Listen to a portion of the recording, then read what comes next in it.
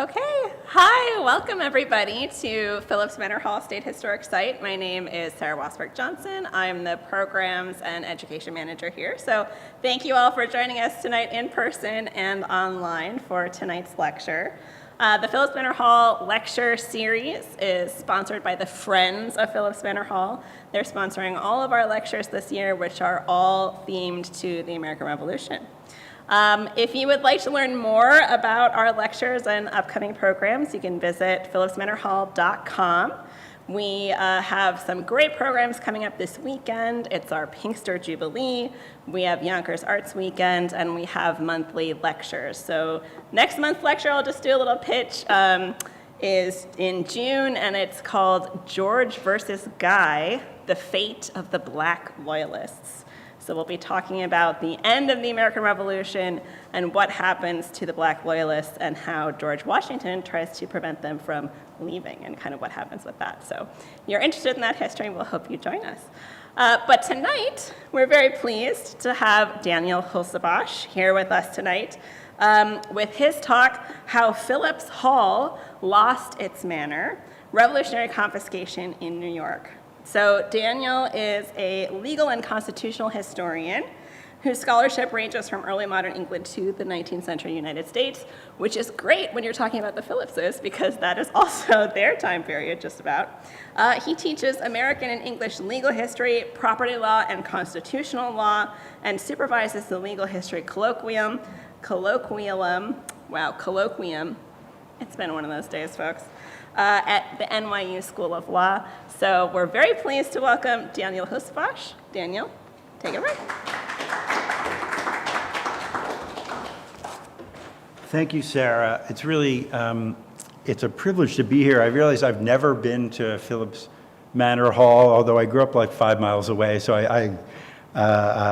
finally this is the way to do it.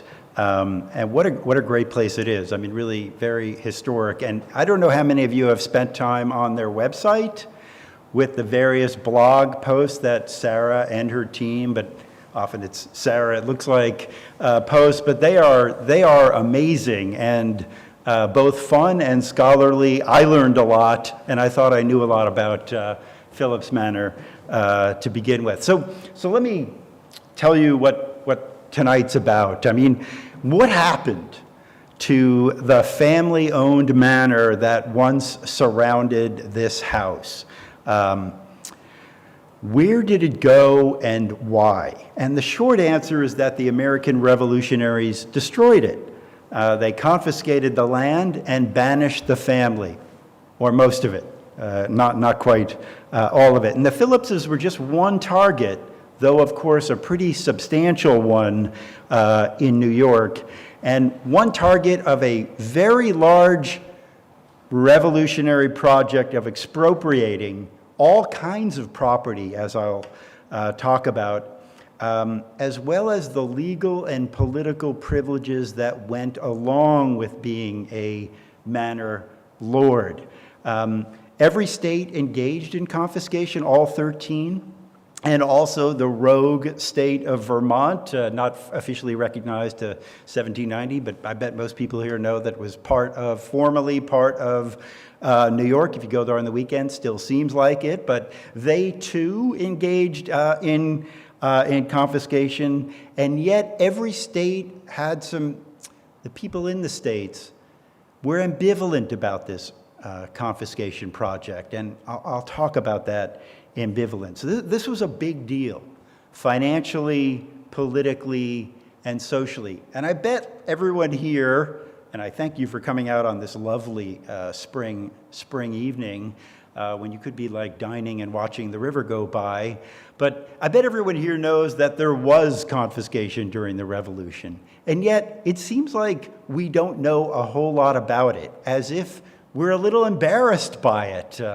And that may be because some of the revolutionaries were embarrassed about it as well, but it's almost a repressed memory. And if you folks have any insights into why we don't know more about it than perhaps, or I would argue, we should, I'd love to hear them. For now, I just want to lay out how it happened, why where exactly around us it happened, and to some degree, who suffered, and a little bit of who gained. First, we'll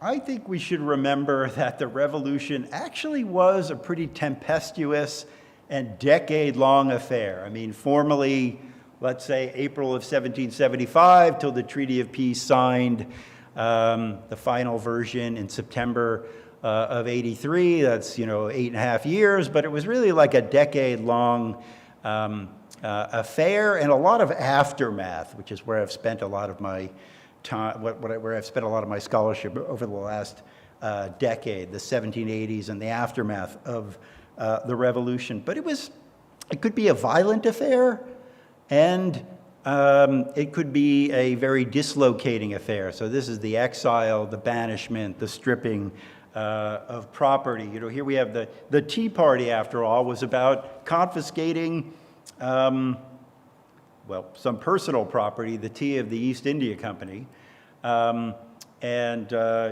plenty of tarring and feathering of people who were trying to enforce the tea taxes and other. So it's useful on this eve of the anniversary to remember just how violent the revolution could be. And a wonderful old history from a long, maybe 2 generations ago, the age of democratic revolutions, surveying in particular the US and French revolutions. Not, it must be said, the Haitian Revolution, which is what I think someone like Palmer would try to include today, said that there was foreshadowed in America of 1776 something of the gouvernement révolutionnaire and even the terror of France of 1793. Except for the death sentences and the horrors that went with them, although there was more violence than I think we like to remember. And except that the victims of these arbitrary proceedings, were they arbitrary? So we'll get to that, never returned to political life as an organized force, to keep alive for all time an inveterate hatred of the revolution. That's one of the theories of the middle of the 20th century history, that the French Revolution was different because the aristocracy, though legally abolished, never really left and formed a conservative bulwark against liberalism. And here again, I mean, this is one of the early daguerreotypes. No, it's just a reenactment, but like what tarring and feathering must have felt like. Not necessarily deadly, but pretty uncomfortable and persuasive, I would imagine, at some margin. But before we get to the violence and dislocation of the revolution, I just want to step back and remind people who may not need reminding how this manor got to be. So the first Philipse, Frederick Philipse, the first in retrospect, built the manor. Now, he came over with the Dutch West India Company. He worked for the company. He was they call him a carpenter, but he was a builder. So he built a lot of the infrastructure of the company in New York City and elsewhere. And being an entrepreneurial guy, he also diversified into transatlantic trade, wine, wheat, and not least the trade in enslaved African labor, which he himself also purchased to help run his budding manor. So one of the things he did when he diversified was buy a lot of land. So he parceled together slowly what we call Philipse Manor. It didn't all come at once. It was a project over a couple of decades. He had an idea of renting out land, selling some of it outright, and controlling the mills. The one here on the Nepper Hand, now called the Sawmill, right outside the building, essentially, and another in the upper mills in Sleepy Hollow, essentially. And those mills had a kind of monopoly on grinding the wheat that farmers were growing. So that was very much part of his business as well, and then it would be taken down to the dock and shipped, often, as this institution has made so clear, often to feed enslaved labor in the West Indies. And many of the people who operated those mills were enslaved laborers, like skilled craftspersons who knew how to do this interesting and dangerous work of milling. And it's wonderful to see, just walking up from the train station, that this daylighting project of uncovering the river just about where the mills were has really changed the look of downtown Yonkers and gives you a sense of what the manor was like. After he put together these, tens of thousands of acres, roughly 22 miles more or less from Spuyten Duyvil up to the Croton River, and anywhere from like 3 to maybe 5 or 6 miles wide, he started slowly granting that property out. I like this image. This is like a close-up of the area we're in now of Lower Westchester. It's a military map from the middle of the Revolution. The reason I like it is how aqueous everything looks. And that's very 18th century, where the waters loomed larger than the land because those were the highways. And if you're a military man, how do you get in and out? But you can see the Nepperhan, or the sawmill, right here, and we're right about there. And it looks, boy, Lower Westchester looks so thin in this map, and right over there to the sound. So the transportation arterials are what mattered most, not just to the Army, but also to commercial folks like the Philipse family. Adolphus Philipse, one of the a younger son, let's say, of Philipse, Fred Philipse I, also purchased a huge parcel of land in what's now Putnam County, then Dutchess. So this is 12 miles by 20 miles. I like this map because this was what the Philipse family submitted to the British American Claims Commission, the administrative agency that paid them compensation, the pence on the pound in the 1780s and 90s, and shows, as I'll try to explain later, how the Philipse heirs divvied up the land between them. But Adolf did not have any children, and that property went back into the main line, Frederick Philipse line, when he died circa 1720, but I stand to be corrected. What is a manor?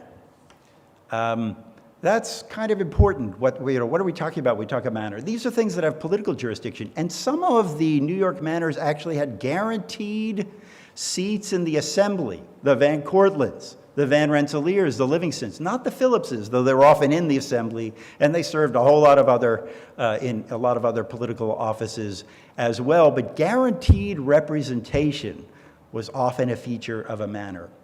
Legal jurisdiction, the ability to set up courts to resolve disputes on your land. As far as I know, that, although they are specified in some of the early manor grants in New York, not a robust institution by, let's say, the end of the first third of the 18th century at the latest.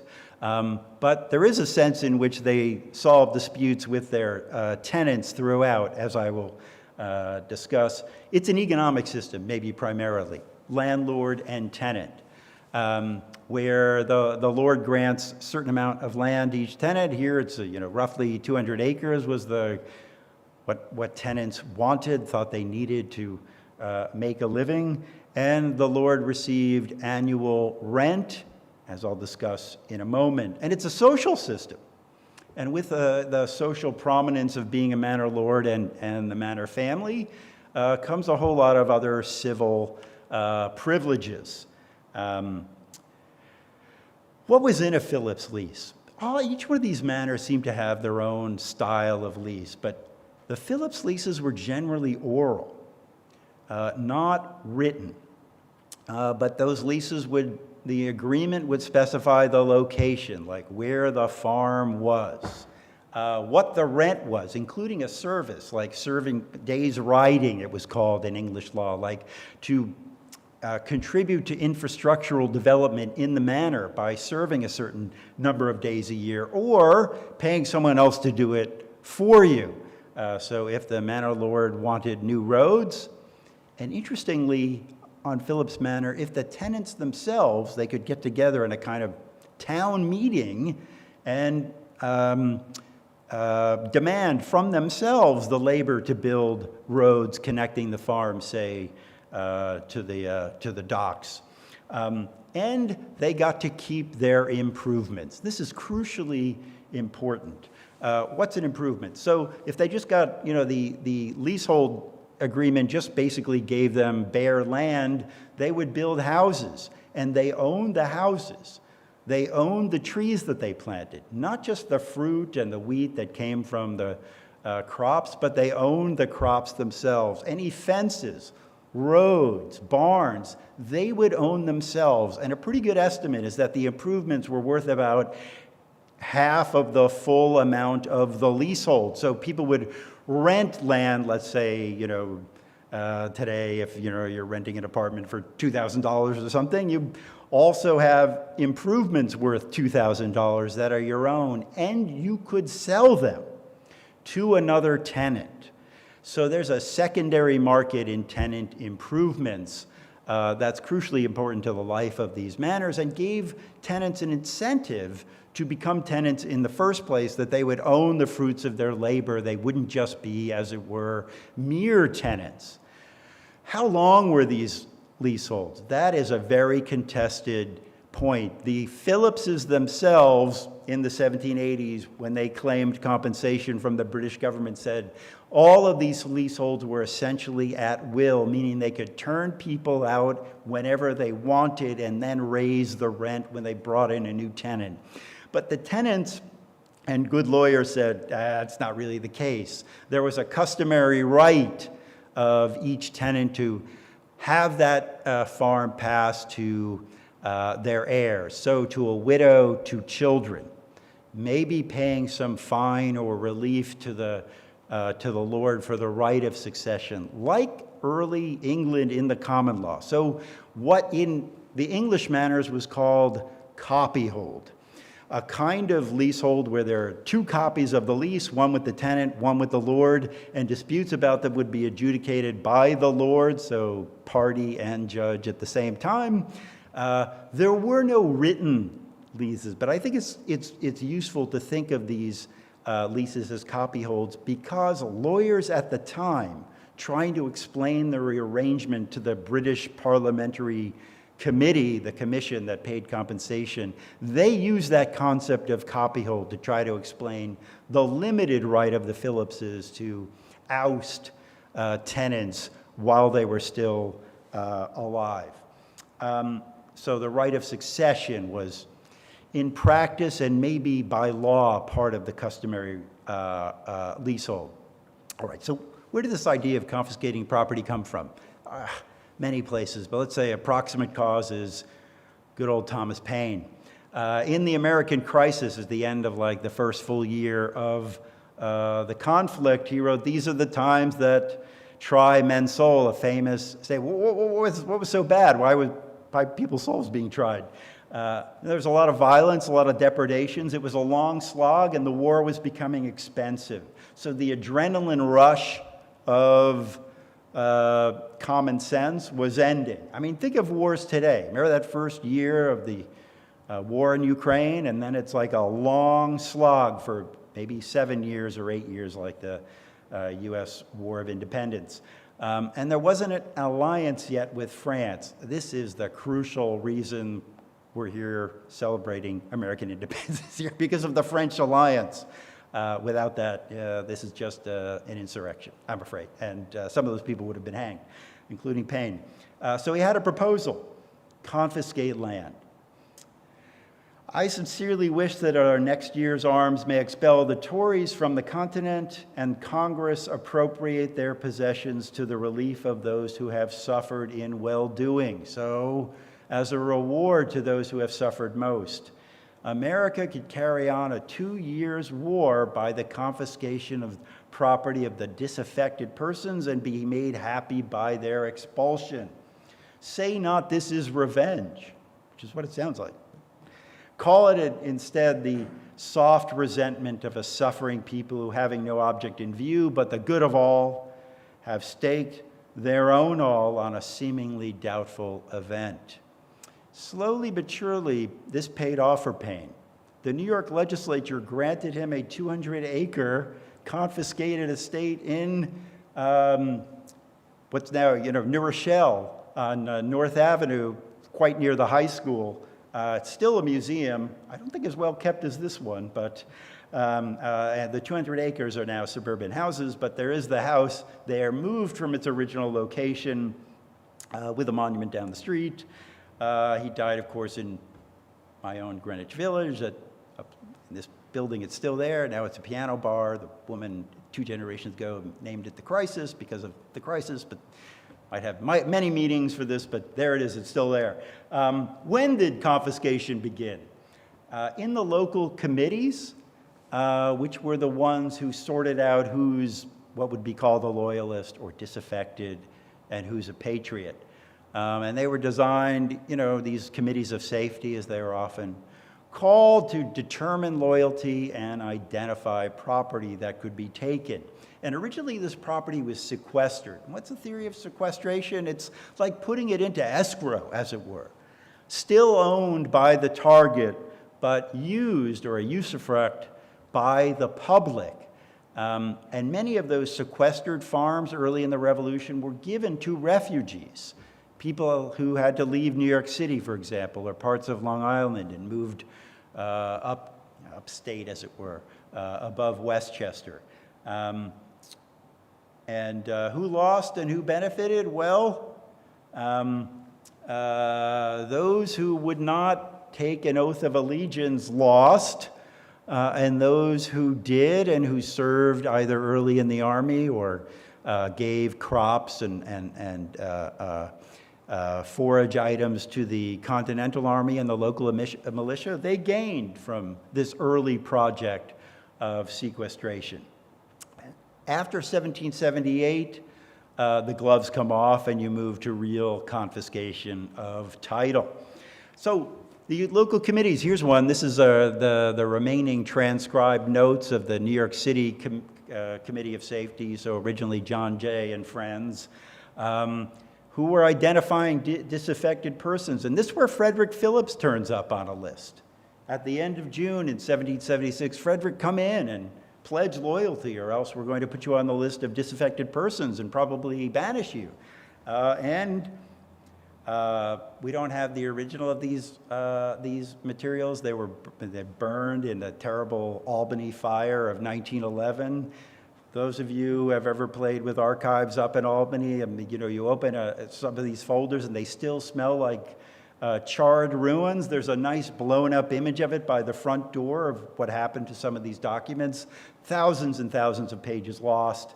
But in any case, a historian transcribed these records over 100 years ago now, and we've got Frederick Phillips's, this is Frederick Philipse III, his response, his reply, and Sarah has put basically the entire response on the website. I won't go into it. He says, I'm not disaffected, but I wish everyone well. I just don't want to take a side.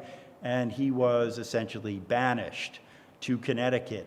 And she's also put up a bunch of the letters that he wrote to his family while on the trek up to Middletown, I think it was, in the middle of Connecticut, where he complained about the great heat, but also said they were very nice to us and give us good hotels. So, it wasn't all bad, but he couldn't wait to get back, which ultimately he did, and they end up living out most of the revolution in New York City, in another one of their homes. So the Continental Congress listened to Paine's proposal, and a year later, it took a year, which symbolizes some of the ambivalence, for them to get around to recommending that the states confiscate property to pay for the war. So the Congress, as the Articles of Confederation, Congress didn't have the power to tax. This is one of the big deals of the federal Constitution, direct power to tax. So they requisitioned, basically asked for, hat in hand, asked for money from the states. And the continental dollar was famously or infamously becoming worthless. Someone used it as like wallpaper. And state paper IOUs were also losing value. And the recommendation from Congress was to take the property, sell it, and use that as collateral to support the currency. So these would be like secured loans from people. They would get repaid from the revenue from selling confiscated land. That isn't exactly how it happened in the end. What happened was people could take their wheelbarrows full of nearly worthless currency, and they could do two great things with it. One was to pay your taxes, and the other, especially after the war, was to purchase confiscated land. So it was good currency for that, but merchants, they didn't think too highly of it. But those two public uses were quite valuable, and that's where a lot of this paper money ended up, being poured into the purchase of confiscated land. There's also popular support, of course, for confiscation, but here's a petition from Dutchess County. We doubt not, but a variety of important matters present themselves to the legislature, but could you please get around to confiscating land? This is in late '78. Our debts are enormous and we can't pay them. And we'll have to pass it on to our children, and this seems unfair. We could pay for a lot of this war through confiscated land. Listen to what they don't say, though. Let's extirpate landlordism. That's lurking in the background, but it's not in the foreground yet in 1778. Where did they get the idea that they could confiscate property? So there's the conquest tradition in English law. There's the English constitutional history. Every insurrection and civil war involves confiscation to some degree. The laws of war allow the confiscation of property. So a lot of what con lawyers today call history and tradition. And New York embraced the forfeiture, criminal forfeiture method of confiscation. And the premise is that forfeiture was a penalty for treason, or what might be called treason light, disaffection. No need for two witnesses. That's like a bedrock principle of criminal procedure in the 18th century, two witnesses to an overt act. Here, as you'll see, not required. Instead, usually someone would be indicted, they'd be given a couple of months to appear to contest the indictment, but usually these loyalists were already gone, like to New York City for the Philipses and other New York loyalists, and that was used as evidence of their disaffection. So what was the crime? It was not being around. So come back around and tell us why you're not around. And of course, they didn't come back around. So it was like circular. The proof for disaffection was actually the crime of not being around. And these were essentially ex parte convictions, summary judgments for defendants over which the courts never had personal jurisdiction because they never appeared in court. Not allowed today. Like that's a no-no, generally. And sometimes there was statutory conviction, where the statute itself said Frederick Philipse and the third and junior, you are convicted, and your son-in-law and your daughter convicted, and your sisters convicted. All right. So the conquest tradition, it's deep in English law. Here's David Hume publishing on the eve of the Revolution. William the Conqueror did this. He took the land from all those Anglo-Saxons, gave it to his French cronies, and they called it legal. Harumph. Was it legal? This is part of the ambivalence of this tradition. Can you really do this? Well, we do it. Is it a good thing to do? Maybe not. Here's a great defense of the laws of forfeiture. Charles York, during one of the Jacobite rebellions, in which some of the revolutionaries participated. This is the one in 1745. And it was in favor of not just of forfeiture, but also the corruption of blood that is tainting all descendants, so they couldn't inherit any property from anyone in the family. Property rights derived not from nature, said York, but from the favor of civil society. And inheritance is a positive and civil law, and really without it, everyone's property would revert to the common stock to be redistributed. And what's the purpose of forfeiture? A terror necessary for a well-regulated state. Otherwise, it'd be liable to disorder from the desperate sallies of resentment or daring projects of ambition. Here's the premise. You have to destroy the entire family, because if you don't, they will come back and fight your, supposedly successful civil war. Families are the root of political power and organization. Today, we don't really think that way, or do we, increasingly? We think in terms of ideology and principle and maybe interest and parties, but then he thought families. And if you have an opposition family, you need to destroy it entirely. You need to terrorize the opposition, not believe in a legitimate opposition, which, at least until recently, was the premise of U.S. political combat. And avoid a cycle of violence by eliminating the opposition. All right, but there were people at the same time who said, that's all wrong. The rights of blood are most sacred. Inheritance is a natural right. And children, and this is true, they're brought into existence without any act of their own, non-consensually. They ought to be cared for by their parents. And we shouldn't strip family property that's used to support them. John Locke said something very similar a century earlier. Family members are innocent victims of the traitor. You should think of political guilt as individual, not family-based.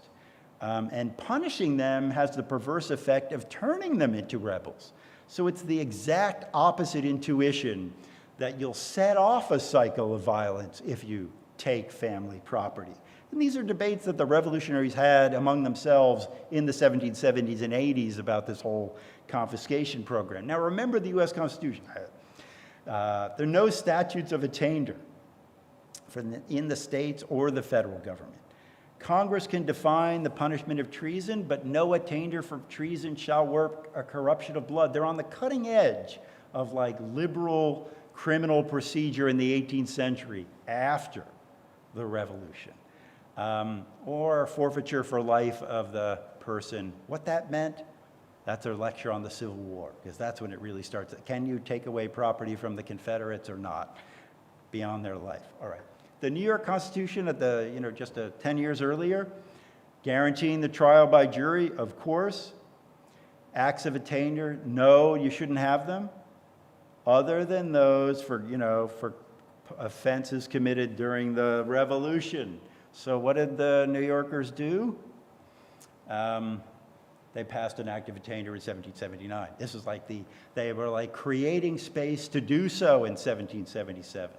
And I will not read this very long and complicated act, just to notice that a lot of, 59 names, 56 men, 3 women, 2 of the 3 women, Philipses, and they're there at the top of this list, Frederick Phillips Sr., Jr., that's the 3rd and the 4th, and Frederick III's sisters, Mary, who married the dashing Roger Morris, and Susanna, who married Beverly Robinson from Virginia. What did the revolutionaries confiscate, and where did it go? This is a terrible image of a map that is really well presented 2 rooms away, and you can go look at it. This is in 1785. It's who bought the land, and it's mostly tenants who purchased the land on which they had been tenants. You had to prove you were a patriot. As long as you were, or not behind enemy lines, you could purchase your land. And a lot of these names, they're on the rent rolls, and then 10 years later, they're fee simple absolute owners. That means you own the land as opposed to a mere lessee or tenant. I love this image. It's one of the first images I found when I was writing my dissertation a very long time ago in the Museum of the City of New York. It's also in the Public Record Office or the National Archives in England. It's of James Delancey's land on the Lower East Side. This is between Houston and Division Street, kind of like East Broadway today, with Corlear's Hook hanging over at a big lump. Smaller than the Phillips property for sure.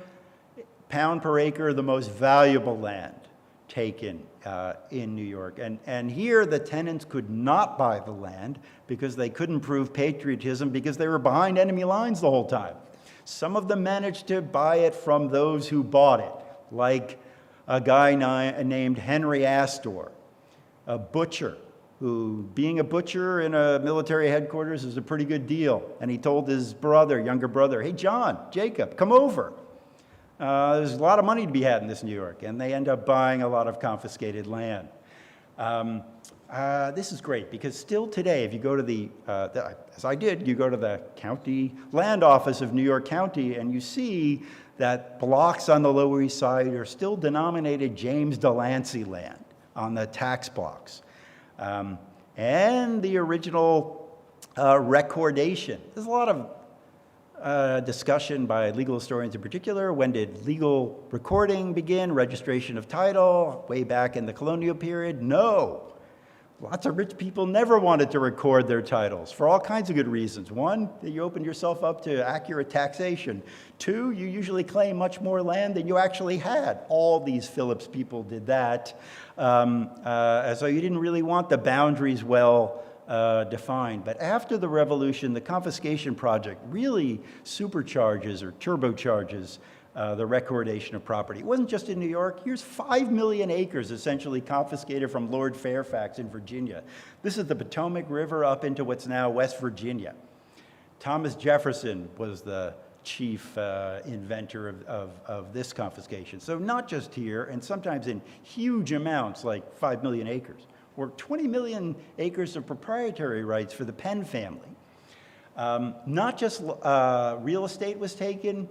Here's we have shoddy records of the early sequestration or auction of personal property. Here you have the personal property of Beverly Robinson up in Dutchess County from his nice house up there. Lots of window curtains if you look closely, damask curtains here. What do they do with that? So they're cutting it up and using it for clothing. But the most valuable things are curtains until you get to a page where they have enslaved people being auctioned to support the revolution. And those end up being the big ticket items. And here you see a man named Cato and a woman named Hannah and her 3 children who are named. So everything was sold. And in between there was like, silverware and farm utensils. Here's what Frederick Philipse IV Jr., his father died in 1785, 86.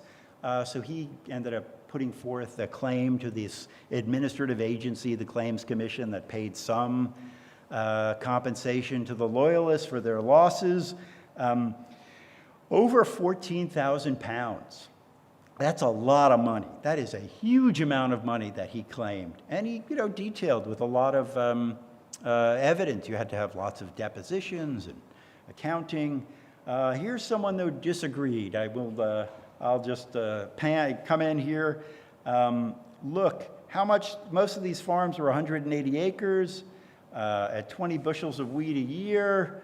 That's 3,000 bushels a year for 750 pounds local currency. If you multiply that by 20, still a common formula for indicating like the real value of property, 20 times the annual rental value. Then it comes out to 8,000 pounds. But that madman, meaning Frederick Philipse, this is the last 2 lines, calls it worth 300,000 pounds in local currency. That's 14,000 in real pounds and 300,000 pounds in local pounds. And this guy said that's ridiculous.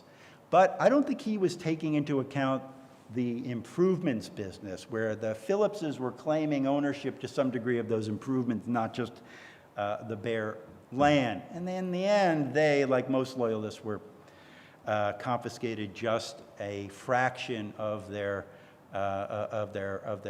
property, restitution for a bit and not the entire loss. And the Philipse Manor was held in fee tail at the time of the Revolution. This is interesting. So the early manor lords, almost all of them, including Frederick I, left his property to all of his children, or at least all of the male children. Frederick II decided he wanted to leave his property in fee tail. All right, so what's fee tail? Anyone watch Downton Abbey? Okay, me neither, not closely, but the whole, that manor's held in fee tail. Oh, what does that mean? It means it can only descend first to the eldest male, and if no men, then to the eldest woman. It can't be sold outright. So each holder just really has a life estate, and automatically the property has to go to the next generation, usually the eldest male. It's a dynastic form of landholding to keep that Westchester part of the manor intact. And that's what the Philipses had when they went to England. Okay, so it's less than fee simple absolute. That's the technical name for what you call ownership if you're lucky enough to own your home, even with a mortgage. Successive life estates were held by these tenants in tail, that is serial Fredericks, let's say, with a remainder to issue. That means the eldest male first. And the issue had to be blood descendants, direct descendants, not even cousins. Problem, if someone takes property that's held in fee tail, what are you taking? And the revolutionaries had to grapple with this. Are we just taking the life estate of Frederick III? That's why we better add Frederick IV as well in that statute. We'll get 2 life, but is that all we're taking? And the solution, abolish fee tail, which many of the states did, and I'm going to say conspiratorially, in order to crush the fee tail and turn it into a fee simple so they could claim that they had confiscated the entire present interest and the future interest. People talked about this. Here's the Attorney General, the colonial Attorney General, another landed person in New York who became a Loyalist, and he said, I know about this fee tail statute, and I'm pretty sure they passed this thing in order to eliminate Philips's fee tail and take the entire estate. So they did the same thing in Virginia. Fairfax's land was held in fee tail. How can you take away, remainders perpetually? When these people don't exist, how do you get around this? Well, you eliminate fee tail and say the present holder has a fee simple, and then you take that. Well, that's what the Americans did. All right, it wasn't those complicated land holdings of fee tail weren't the only interesting land holdings that the Philipse had going on. There was a really interesting marriage settlement. We might call it a prenuptial agreement, a prenup between Mary Philipse and Roger Morris. Now, Roger Morris was a dashing and successful British officer, but frankly, like a character out of Jane Austen, poor. And he married really well. It's a great novel, and he was dashing. Everyone loved him, but did they trust him? Because he wasn't used to having money, property. So they put Mary's property into essentially a kind of trust for the benefit of Mary and her husband, the great Roger Morris, and then the property would descend to their children, so that Roger Morris couldn't hold it outright, that he, under English common law, even land held by a woman often would be controlled by her husband, and he could fritter it away in all sorts of ways, like gambling, for instance, or bad business judgments. Not here if you get those shrewd Philipse elders and their lawyers to put together a trust for the benefit of the next generation, which is what they did. So this is Mary and Roger Morris, and then the third part of the love triangle, George Washington. Many of you probably know this, but he seems to have courted her in the 1750s when he was like the first transatlantic celebrity. He basically helped start the 7 Years' War in the Ohio Valley through some really bad decision making, but nonetheless it made him like a transatlantic hero. He escaped with his life and had like a tour of the East Coast, and during that he met Mary, and she, apparently one was smitten with the other, maybe both, I'm not sure, but she ended up basically choosing Roger Morris. Even though George Washington ended up becoming a pretty rich fellow when his elder brother died and left him Mount Vernon. And then he married really well and you'll notice the early Philipses married very rich widows. This is like an American tradition in the early period. Very sophisticated and wise widows. Anyway, like Martha Washington. In any case, so when the revolutionaries in New York confiscated Mary Morris's property and Roger Morris's property, what did they get? And the English lawyer said, just a life estate. They didn't take the property of the children. Some of them didn't exist yet. You know, they're still relatively young in 1779. And they figure this out. The heirs in England are like, and Mary Morris lived to be 95. She died in 1825. Both of those sisters lived into their 90s, which is incredible. A lot of the other children died young, not those two women. So a couple of good lawyers, the Loyalist Cadwallader David Colden, he's over there on your left, a Loyalist who comes back and has a pretty good law practice, becomes mayor of New York in the 1810s. And on the other side, that's all the way on the right, that's Aaron Burr. They cook up a scheme that they're going to buy the Morris children's future interest and go then and start suing people in Dutchess County for ejectment. And their plan, they don't really want to eject people from their land. They want to extort a huge settlement from New York State to make them go away. These are like vulture capitalists. And they get someone with the money to carry it off in the middle. That's John Jacob Astor, who played around a lot with confiscated land. This is just one of his 17 gambits to become the richest man in the world for a while there in the early part of the 19th century. They purchase these rights from the children of Mary Morris, and they wait for Mary to die. She lives, they like, actuarially, she's a freak. She lives 20 years longer than they're expecting. But finally, in 1825, they go to the state and say, we hold these future interests. We're going to eject everyone in the middle of Dutchess County unless you pay us money. New York State says, show me that you really, that, you know, your legal interpretation is correct. Let's have a collusive suit where you prove this. Otherwise, we're not going to pay you the extortion money. The case goes all the way to the U.S. Supreme Court in 1829, and the U.S. Supreme Court says, you bet, that's right. Those children own the interest, and they could sell it to a venture capitalist like John Jacob Astor. And with that Supreme Court opinion, Astor goes to the New York legislature and gets $500,000. That's a ton of money 200 years ago. All right. I am going to wrap up in a moment. This is the memorial stone at Chester Cathedral for Frederick Philipse III. And on the inscription, it says, when the British troops were withdrawn from New York in 1783, he quitted a province to which he had always been an ornament and benefactor, leaving all of his property behind him. A reverse of fortune he bore with calmness, fortitude, and dignity, and which had distinguished him through every former stage of his life. And it's sort of a, you know, a melancholy remembrance. And I wondered, you know, what happened to the children of the children, as it were, of Frederick? And many of them became military officers. So it's like they went back to Frederick Philipse I.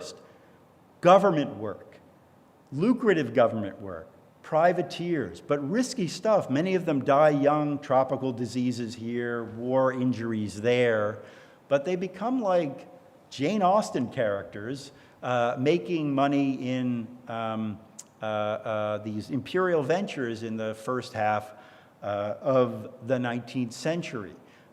Meanwhile, their property in here, you know, became simple freehold ownership farms in the roughly 200 acre allotments, and it becomes a thriving, if, you know, modest community of free farmers. And the great thing that happens to Lower Westchester is the gigantic explosion of New York City. So they move from wheat, a totally fine commodity to sell, to more perishable goods directly for the city, shipped in on railroads, which creates some prosperity for those farmers within, say, 20 miles of New York City, as most of the former Philipse tenants, now freeholders, were. So with that, I will, maybe I'll just leave off there, and I'd be happy to elaborate or on any questions, or go in any other direction that people have, without a promise that I'll be able to answer. Yeah. Thank you. Thank you so much, Daniel. I'm going to let you take a drink of water while I Thank read you. Yeah. one of our questions online, a very early question. Paul is asking, do you have any information on the location of the property of Joseph Orser, which was confiscated? Oh my gosh, yes. I know about Joseph Orser. This is really, really nice. I don't think his land was formally confiscated. I looked into this because the Orsers were, the family was, ended up moving to Canada, except for one son, John, who stayed behind and recovered the land, I believe. So there were two Orser farms. One Joseph owned in fee simple, ownership outright. And the other, about the same size, each was about 100 acres, he occupied as a tenant of Frederick Philipse. That 95 to 100 acres that he occupied as a tenant, that land was sold. But the other 100 acre they owned in fee simple, I believe John just took it over because John was he was the eldest son, plausibly a patriot. All the other children left. So I have looked for Orser in particular because there's a horrifying story of the Orsers being attacked by Israel Honeywell, another local person who was a commissioner of sequestration and a forage agent. And that just means like a semi-licensed thief. Just like, frankly, the Delancey brothers who were running around Lower Westchester gathering up supplies, often without leaving a lot of receipts behind, as you were supposed to. Israel Honeywell and his crew went into the Orser home and knocked some heads together, according to the memorial that the Orsers presented, I believe, in Nova Scotia and sent to England. So I don't think they were formally confiscated. They did lose that tenanted farm, but that was owned by Frederick Philipse to begin with. I think they kept the other 100 acres, but I'm happy to be corrected. Great, thank you. Does anybody in the audience have a question before we'll alternate between online and in person? Hi, complicated question. So first of all, compensation to loyalists, but then did that ever come up in the forming of the Constitution to remunerate slave owners? And then even then in the Civil War, how come they didn't remunerate slave owners? Okay, so yeah, multiple layers here. First of all, why did the British government compensate these people? It was under no legal obligation to, but the Loyalists became an important political issue in domestic politics. Like the opposition party to Lord North and crew said, we should never have gotten into this revolution in the first place. You should have negotiated a way out. And now look what you've done. You've lost the war and you've destroyed these tens of thousands of people. We ought to pay them compensation. So it becomes a political issue, and it's the way the Earl of Shelburne gets into office in 1782, riding the issue, among others, of this was a stupid war and we owe these people. Then Shelburne gets in and he's like, this is a huge amount of money. Someone needs to do some fact checking. And that's when they start sending people to America to get a lot of documents, without which I would not be able to write half of what I've written over the last few years. There's a wonderful lawyer who comes over and collects all kinds of documents. So there's restitution as kind of a political promise to the Loyalists, though again, it's like it's a fraction, a third or so of what they can prove. And not all can prove that you had to actually prove that you were listed in a statute or that you were convicted. That's why I don't think Orser was convicted. I've never seen his name on a list. All right, the next part, did this affect the Constitution? You betcha. The whole Loyalist, anti-Loyalist confiscation project was crucial to the Constitution because there's a provision in the Treaty of Peace that says no more prosecutions. Like, the war's over, don't harass any loyalists again, leave them alone and give them the chance to petition for land that's lost, to go back to their lives. That is very controversial in almost all the states, including in New York. It was like, let's get rid of these people. And there are a lot of violations of that provision, and it's very hard to enforce it, and that's one of the reasons, one of the 18 reasons, 118 reasons why there's a new constitution is to enforce that aspect of the treaty. You asked about slavery. So the Virginians. I'm just curious how remuneration didn't move forward, like say into the Civil War. Yeah. That concept. Yeah. So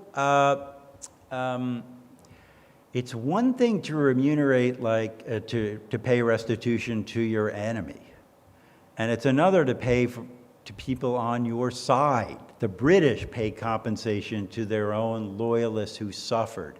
And there's plenty of American follow-ons to this after each war where there aren't legal obligations of the government to pay for war losses, but they do. Say to Union supporters, including to enslaved people in the South who raised crops on their own and gave them, or they were forced to give crops to the Union Army as a charge through the South. So there are similar claims commissions, which are mines of information about genealogy and history.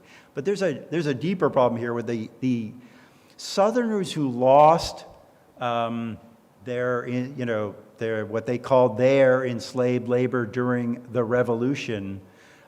Due to serial proclamations by the British military granting freedom on certain terms that changed over time to enslaved people who left, who self-emancipated themselves from their patriot enslavers and came over to the British Army. So Lord Dunmore in November of 1775 is perhaps the most famous, but the most consequential one is Commander-in-Chief Clinton's proclamation here when he's living at Philipse Hall in 1779, just as he's about to go down for the Southern campaign in South Carolina, a place where 50% of the people were enslaved. And so a lot of those Southerners lost what they called their enslaved property. And they were like, why do we have to do things like pay debts back to British creditors, another crucial feature of the Treaty of Peace, if they don't have to give back the enslaved people that they took?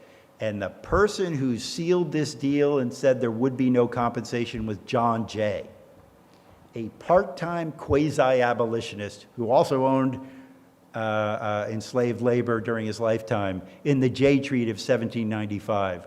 One of the reasons for the end of John Jay's national career, because the Southerners never forgave him for that. I could go into this more, but that's I was going to say, if you want to know more about what happened to the Black Loyalists, you should come to our June lecture.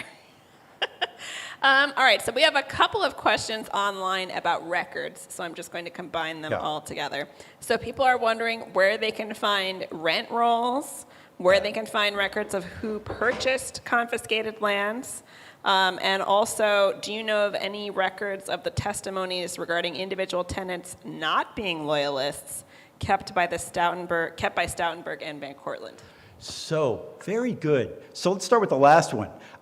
In order to purchase land as a tenant, you needed to prove patriotism, and there were requirements in what I'll call the Speedy Sales Act. It's got a lot longer title than that, in 1784 and 1786. But you need to get basically your neighbors to vouch for you that you were a patriot. Sort of like a little jury. So we have those. People that have certificates of patriotism as a threshold requirement for purchasing your land as a tenant. And parenthetically, many of them ended up not actually purchasing it. They would take out a loan from the state. Public mortgages which were often forgiven over time, sometimes en masse in future statutes, other times individually through petitions. So that's one. We definitely have, those petitions. Some of them are, the certificates of patriotism are I've seen some in the New York State Archives. The first question was about Rent rolls. Rent rolls. Boy, there are some at the historic Hudson Valley, and then there are others that the Loyalists themselves produced and gave to the Administrative Commission, the British Claims Commission, to prove the value of their rental properties. So where are those? They're in Audit Office Records 12 and 13 in the British National Archives in Kew, England, but a lot of it is actually accessible now online, digitized. Partially, say, if you have a subscription or can get to a library with Ancestry. Some are there. Very hard to work with. Not well indexed, but you can find a lot of records. And then the middle question was about records of who purchased the confiscated those lands. are for land. Those records are in pretty good shape. Not for personal property. Much of that was burned in New York. The Westchester County Archives has put a lot of that online. It's not an easy digitization tool to use, but it's all there. Or you can go to the new fancy, for New York County, land registry office in Queens, right near the Jamaica stop. It used to be downtown Manhattan in frankly terrible condition, but now they've got a new library. Most of the county Dutchess, I've been to the Dutchess County Clerk. The volumes are right on the shelf in the public area where people do title searching. So those records you can definitely find, and some of it is digitized. Great. Okay, we have more questions online, which is wonderful. Keep them coming. We had talked about this before we started the lecture, but this person says the deed to our house in Carmel, New York, Putnam County has a clause that says that any mineral rights on our property belong to the Philipse family. Yeah. Does this mean it was not confiscated? And I'm going to add on a follow-up, which is that I have been trying to figure out why the heirs of Philip Philipse, who were all loyalists in the American Revolution, did not get their property confiscated in the Act of Attainder. Who was the last family? So it's the same. It's Philip Philipse. Oh, yeah. So they're talking about their deed still has mineral rights to Philip Philipse, but also his three sons were all in the British Army. They were soldiers. Yeah, that's right.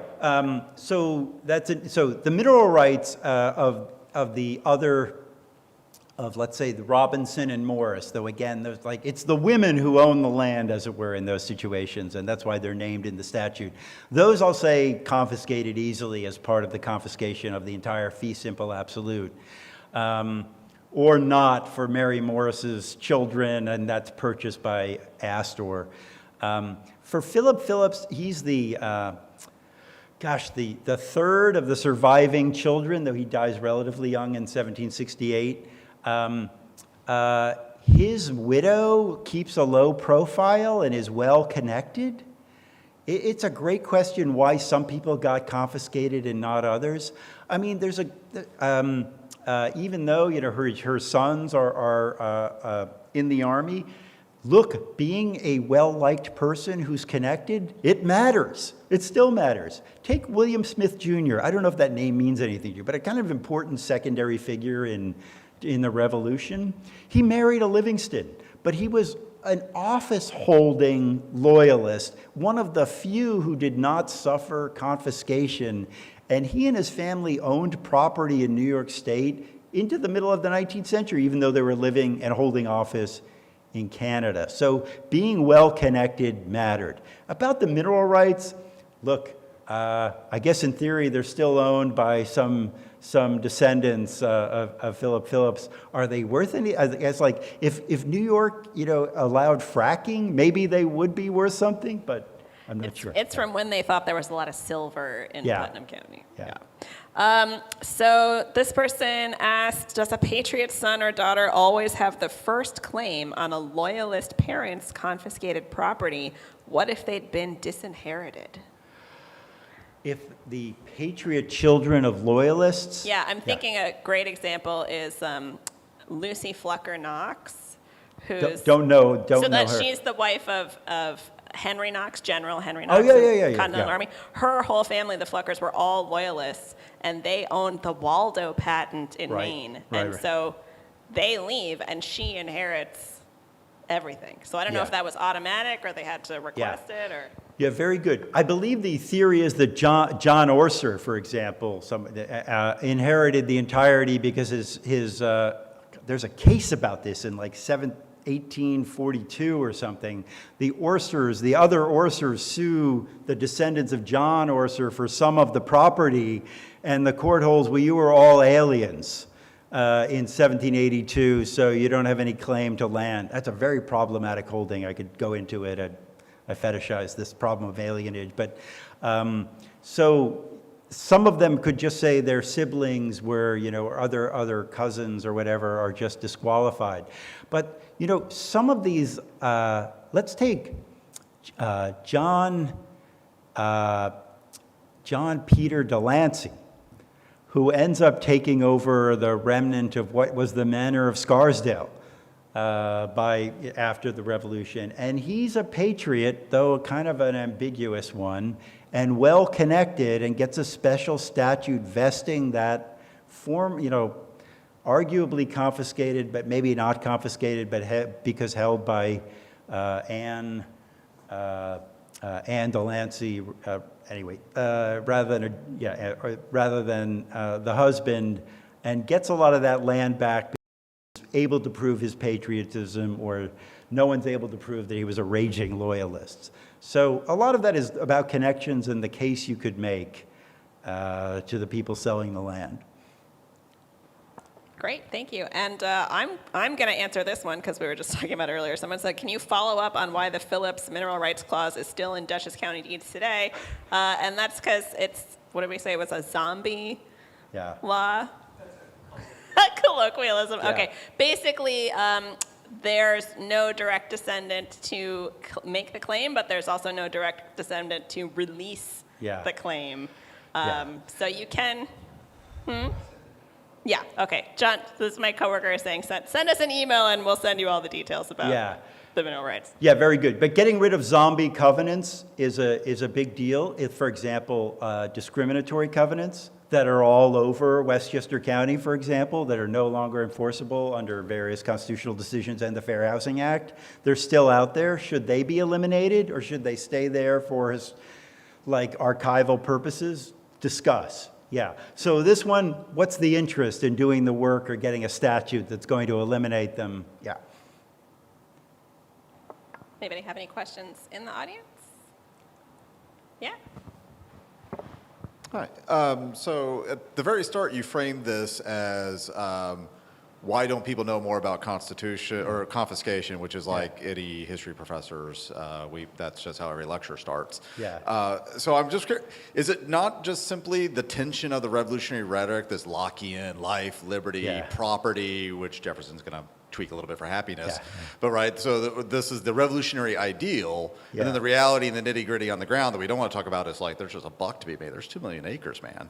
So is that just the tension at work? I think that's a great example of one of the tensions, a revolution in favor of property rights, but also one in which abusing property rights was instrumental, the tossing the tea.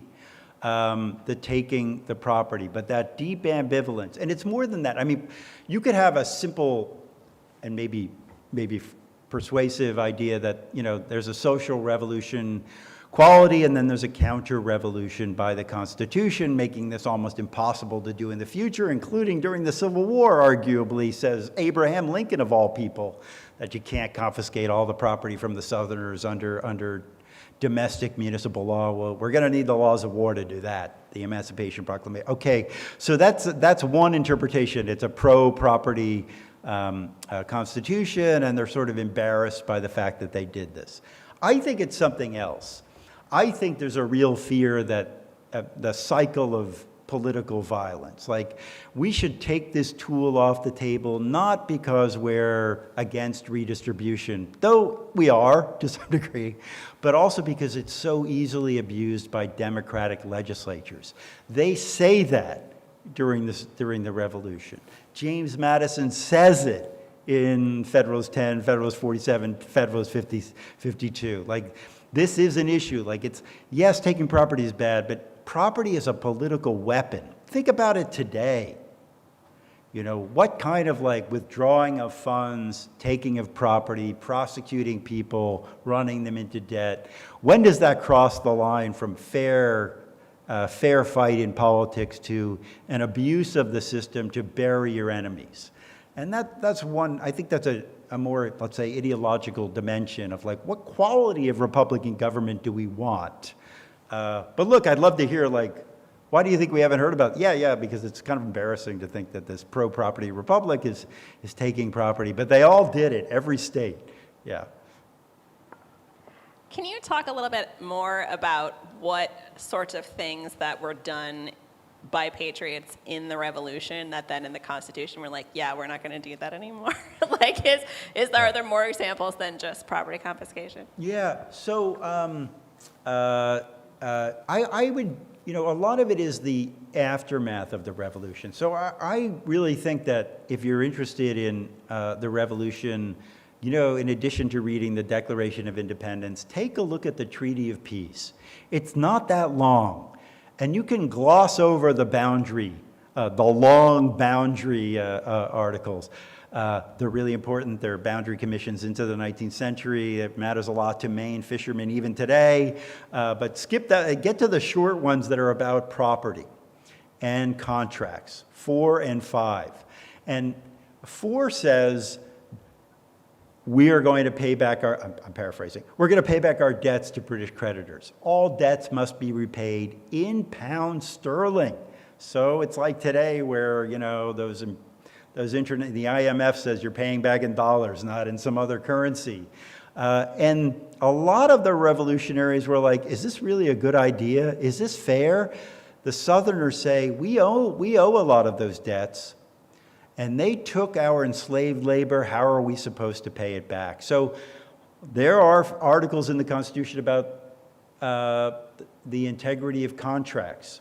Twice it says that treaties that are made or were made in the past are enforceable in the federal courts. It's like one of the primary reasons for a federal court system is to apply the Treaty of Peace as supreme law as against state legislation that was protecting patriot debtors. So that's a big one, the court system. There's a big cases about this in the first 2 decades of the Supreme Court's history. What's interesting though, and this is like what's not in the Constitution, but could be, the Article 5 about property confiscation is much more ambiguous, as some of you might know. It doesn't say that the states have to repay any of that or give any of that property back. It just says that it ought to consider doing so, and it ought to allow even inveterate loyalists to return and make their case for a plea. So I would say the federal court system, it's overdetermined. That's one, and the contract clause, ex post facto clause to some degree, those are all attributable to things that happen in or just after the revolution. So I have a follow-up question now because you piqued my interest. I know a lot of wealthy loyalists were like mortgage holders and loan holders. Yeah. Do you know, including the Philipses, do you know if any of them post-revolution tried to reclaim their debts under the Treaty of Paris? Oh, yeah. Oh, yes, they did. But they would typically try to go after fellow loyalists. They're very difficult to get the money from patriot debtors. Okay, but the patriot debtors were supposed to pay those mortgages to the state. And one of the jobs of the commissioners of forfeiture is to go through and figure out whether there were mortgages owed on this property. One job of the Claims Commission, go figure out if these loyalists held land that was mortgaged and so worth less than they're claiming because they still owed a creditor a lot of money on their mortgage. So those creditors, I'm sorry, those people who, who were mortgage holders, were mortgagees, let's say, of Loyalists, those who owed money to Loyalists, were supposed to pay it back to the state. Some did. How did they figure out? Those were recorded. Often mortgage creditors lending money on a mortgage did register the mortgage in a county court because they wanted to be seen as prior or priority creditors. So they would look through the county court docket, the clerk's notes, and see whether there were past mortgages. But not all mortgages were recorded. So I think some people got off without having to repay some mortgages that were redirected from the Loyalists to the state. Great, thank you. We have another question online, and there are a couple actually. Oh, you answered it already, but I guess I'll ask you also, with pound sterling, the commissioners of forfeiture listed payment in pounds rather than dollars. Why not dollars? So the dollar is just coming, what the dollar means, but the British demanded that you pay in the recognized global currency. Just like, I don't know, this could change in our lifetimes, or some of, I don't know if maybe it's not going to, maybe it's going to be some other currency, but the pound sterling was the currency of record. And most American currencies were marked in a fluctuating way to the pound sterling, and they wanted to be repaid in pound sterling, not in worthless continental dollars or New York IOU money. So that's the reason. That's the global leading currency, at least in the Atlantic world. Yeah. Last call for questions.